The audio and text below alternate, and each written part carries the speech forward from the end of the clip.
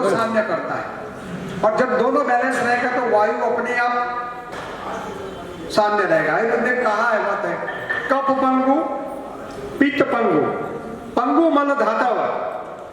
पंगु का मतलब पांव नहीं हाथ नहीं है, कप और पित्त दोनों पंगु है, और मल और धातु और सब पंगु है शरीर में। अनिलोम महाप्रभु, वायु सबसे बड़ा है और वो सबको अपने साथ लेके घुमाता रहता है। चलो मेरे साथ, चलो तूफान करेंगे, चलो मेरे साथ बाहर घूमेंगे, चलो मेरे साथ बवंडर मचाएंगे। तो मनुष्य में इसीलिए वायु का शमन होना जरूरी है। जब तक वायु का शमन नहीं होगा मनुष्य का शरीर स्वस्थ नहीं रहेगा। इसलिए हमारे वहाँ नश्य तेल सर पे डालने का कहावत है। लोग कहेंगे तेल डालना क्या जरूरी है? हम तो कहते थे कि हमारे पुरखों तो इतना तेल डालते थे नीचे तक तेल आ रहा है।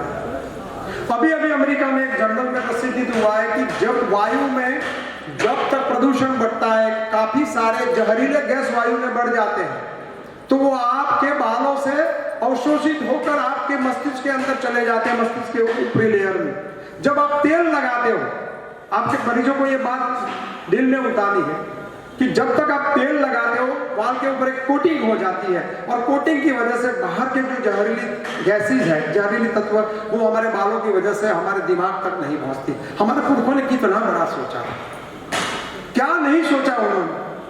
हमें कुछ नहीं करना है, नो कुछ भी, हमें फिर से हमारा पुराना सिर्फ अप्लाई ही करना है, कुछ नया संशोधन नहीं करना, नहीं रिसर्च करना है। नेक्स्ट, और इसको हम हमारा कॉन्सेप्ट लेकर आ रहे हैं केवल भैया और हम लोग साथ में काम कर रहे हैं। इसका कॉन्सेप्ट है त्रिदेव, पूरे कुर्सी के साथ जुड़े हैं ब्रह्मा विष्णु और महेश। हमारे शरीर में ये है, पर्यावरण में ये है, कृषि में ये तीनों है।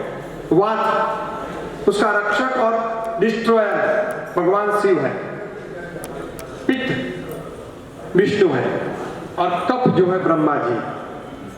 तो कफ जो है प्रोडक्टिविटी करता है, कुछ चीजों को बढ़ाता है। बहन जी आयुर्वेद में तो उनको पता होगा, कफ जो है वो प्रोडक्टिविटी करती है। तो ब्रह्मा का मतलब है सर्जन करना, चीजों को बनाना।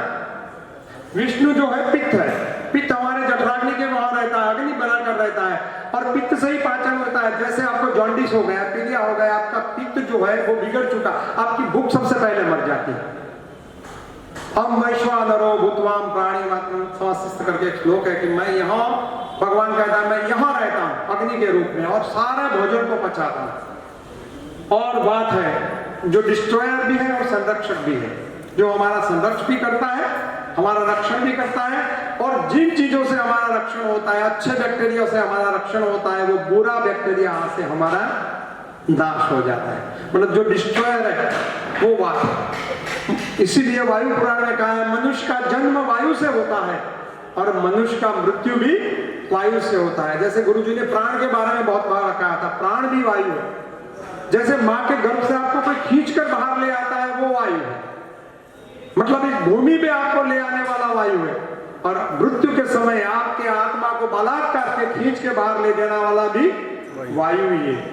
मतलब वायु शंकर के रूप में है, वो आपका पालन पोषण जन्म करता है और डिस्ट्रॉय भी करता है। नेक्स्ट, अब युग परिवर्तन की बात कर रहे हैं। देखो आयुर्वेद में कैसी कैसी इतनी सूक्ष्म सूक्ष्म बातें लिखी है। सतयुग आता है, ये बहुत बड़ी समझने वाली बात है। सतयुग में इन तीनों दोष, वात पित्त और कफ समदोष होते हैं, तीनों दोष सम होते हैं। मतलब आज भी आप सतयुग में देखोगे तो बोलेंगे वहां कोई पाप नहीं था, कोई नहीं था, कुछ भी नहीं था। आदमी खाते पीते थे और मौज मजा में रहते थे, कोई द्वेष नहीं था, कोई अहंकार नहीं था, कुछ करके तीनों दोष सम थे। पेड़ इतने बड़े होते थे, इतने बड़े होते थे, डायनासोर इतने बड़े होते थे, हमारा नेमंथ इतना बड़ा हाथी होता था, सब होता था। साइंस भी कह रहा है कि बड़े बड़े उस वक्त होते थे, हमारा कद भी बड़ा काठी था, और हम तीनों दोषों में समरूप में रहते थे। न कोई युद्ध था,